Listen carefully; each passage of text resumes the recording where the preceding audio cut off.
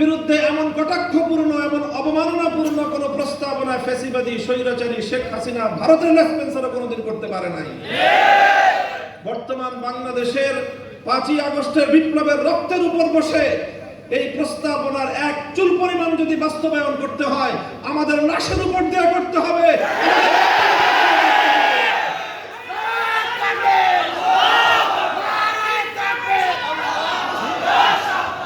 আমরা পরিষ্কার বলতে চাই, নারীর কাঁধে বন্দুক রেখে ইসলামকে ঘায়েল করবার এই দুরভিসন্ধি বন্ধ করুন। নারীর কাঁধে বন্দুক রেখে ইসলামকে আক্রমণ করার এই দুরভিসন্ধি বন্ধ করুন। আমরা নারীদের ব্যাপারে আমাদের পরিষ্কার কথা, আমরা নারীদের ন্যায্য অধিকার চাই, সমান অধিকার নয়। সমান অধিকার দিলে নারীরা টিকতে পারবে না। সমান অধিকার দিলে নারীরা পুরুষের সঙ্গে প্রতিযোগিতা করে সমাজে তাদের প্রকৃত অধিকার বাস্তবায়ন করতে পারবে না। এই জন্যই তো সংরক্ষিত আসন দিয়ে তাদেরকে আনতে হয়। প্রত্যেকটা জায়গায় তাদের জন্য সংরক্ষিত আসন দিয়ে নির্বাচনের মাধ্যমে বিভিন্ন উপায়ে তাদের প্রতিনিধিত্ব নিশ্চিত করতে হয়। কারণ সমান অধিকার দিয়ে নারীরা পুরুষের সঙ্গে প্রতিযোগিতায় অধিকাংশ জায়গায় পারবে না। এই জন্য তাদেরকে ন্যায্য অধিকার নিশ্চিত করতে হবে। ইসলাম সব জায়গায় ন্যায্য অধিকারের কথা বলেছে এবং অধিকাংশ জায়গায় নারীকে অগ্রাধিকার প্রদান করেছে।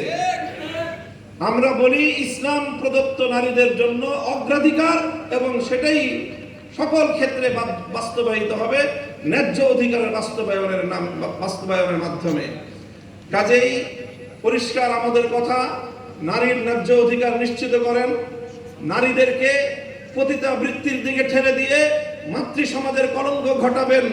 এদেশে সভ্য সমাজ বেঁচে থাকতে আপনাদের ওই সমাজকে ধ্বংস করার, বাংলাদেশকে ধ্বংস করবার অপতৎপরতা ইনশাআল্লাহ বাস্তবায়িত হবে না।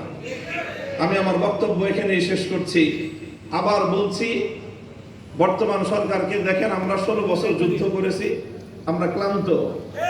কিছুদিন আমাদেরকে একটু বিশ্রাম নিতে দেন, একটু ভালো কাজ করেন।